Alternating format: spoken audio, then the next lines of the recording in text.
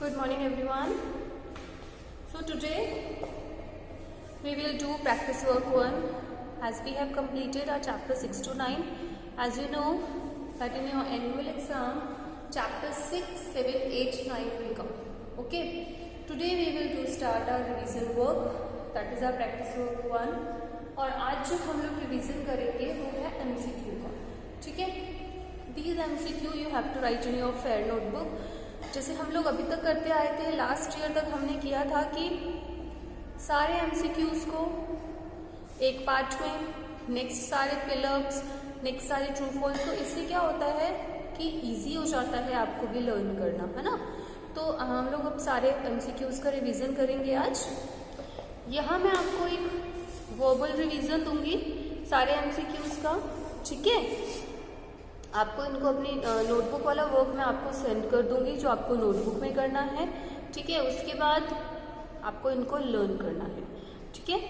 तो स्टार्ट करेंगे हम चैप्टर 9 के MCQs से. चैप्टर 9 था हमारा इंटरनेट और ईमेल का. सबको बताया था इंटरनेट क्या होता है, ईमेल क्या होता है. इवन 2 टाइम्स रिवाइज्ड हम लोग कर चुके थे ये चैप्टर, है ना. तो आज हम लोग करेंगे फर्स्ट MCQ में चैप्टर नंबर 9 से हम लोग स्टार्ट कर रहे हैं. तो फर्स्ट क्वेश्चन है, what does ISP stands for. ISP क्या होता है? एक ऐसी कंपनी जो हमें इंटरनेट फैसिलिटी को प्रोवाइड कराती है ना. इंटरनेट फैसिलिटी को हमें ये देती है.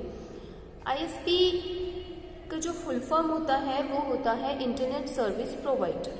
इंटरनेट की सर्विस को प्रोवाइड कराने वाला जो होता है उनको बोलते हैं हम ISP, इंटरनेट सर्विस प्रोवाइडर. ठीक है. तो ISP की full form is internet service provider. Next is who among the following has sent the first email. देखो ईमेल के लिए मैंने आपको बताया था कि इलेक्ट्रॉनिक मेल होता है. इलेक्ट्रॉनिक मेल होता है कि इलेक्ट्रिकली जब हम किसी चीज़ को सेंड करते हैं, कंप्यूटर्स के थ्रू जब हम किसी चीज़ को सेंड करते हैं एक पर्सन से दूसरे पर्सन में इंटरनेट के थ्रू, तो हम उसको क्या बोलते हैं? ईमेल बोलते हैं. कोई भी टेक्स्ट हम भेज सकते हैं, कोई भी वीडियो हम भेज सकते हैं, हम कुछ भी भेज सकते हैं. तो जो फर्स्ट पर्सन था जिन्होंने ईमेल भेजा था दैट वाज रेमंड सैमुअल टॉमिल्सन. ठीक है. कौन थे? रेमंड सैमुअल भी हो सकता है यहाँ पे, Raymond Samuel. Next is which of the following displays information about all the received mail. जो भी हमारे पास ईमेल्स आते हैं वो सब कहाँ जाके स्टोर होते हैं? इनबॉक्स के अंदर. कहाँ होते हैं? इनबॉक्स के अंदर. ठीक है. वेल जो भी आप ये वीडियो देख रहे हैं, अगर आप इसको अच्छे से देखेंगे तो आपको ये सारे MCQs इजीली लर्न भी हो जाएंगे, क्योंकि हम यहाँ पे एक तरह से रिवाइज ही कर रहे हैं.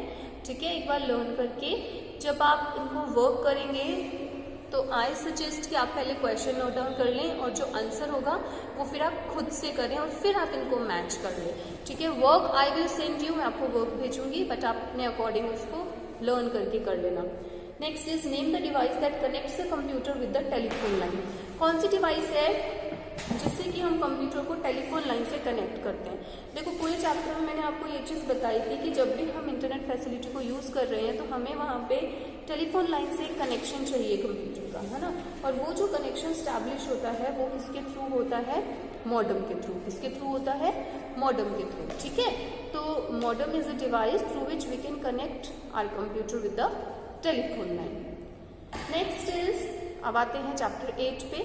इन Microsoft Excel dash button is use to perform addition of range in cell. मैंने आपको बताया था कि जब हम किसी रेंज में एडिशन करते हैं तो हम क्या करते हैं कि सबसे पहले सिर्फ एक कॉलम में हमने फॉर्मूला लगा दिया. लगाने के बाद एक राइट साइड में एक ड्रैग का साइन होता है, बस उसको ड्रैग करके नीचे लेके आएंगे. वहाँ पे क्या हो जाएगा? हमारा पूरा कॉलम का सम हो जाता है. ठीक है. इस फैसिलिटी को बोलते हैं हम लोग ऑटो सम. ऑटो सम जो होता है वो पूरे रेंज में सेल का टोटल निकाल देता है. Next is by default the text data is dash aligned in a cell.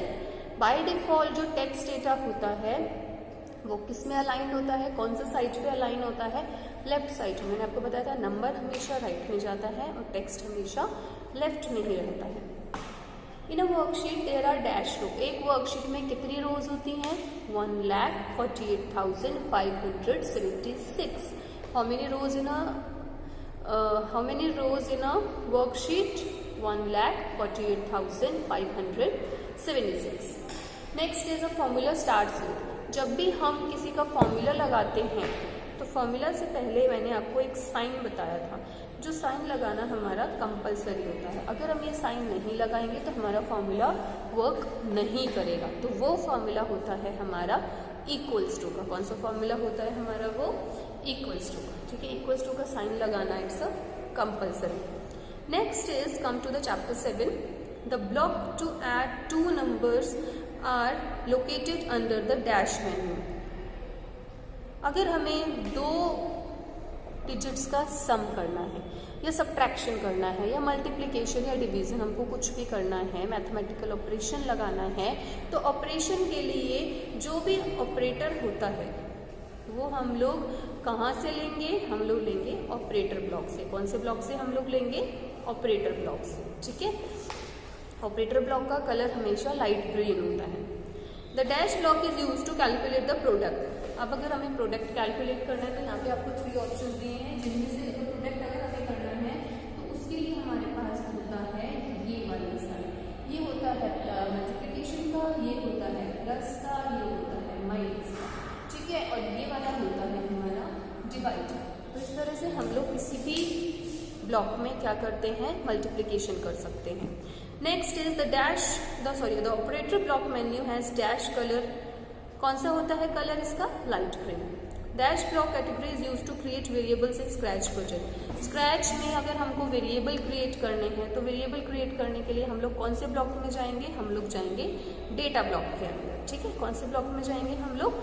Data block से हम लोग वेरिएबल को बना सकते हैं। Now come to the last chapter, chapter number 6। इसका फर्स्ट है on which tab is the slide master button available.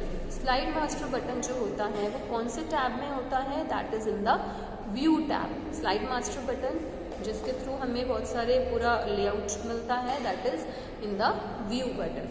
Next is the interaction of row and column in a table is called. Row और column में किसी भी row column का interaction जो होता है एक टेबल के अंदर, उसको हम क्या बोलते हैं? सेल। क्या बोलते हैं हम लोग?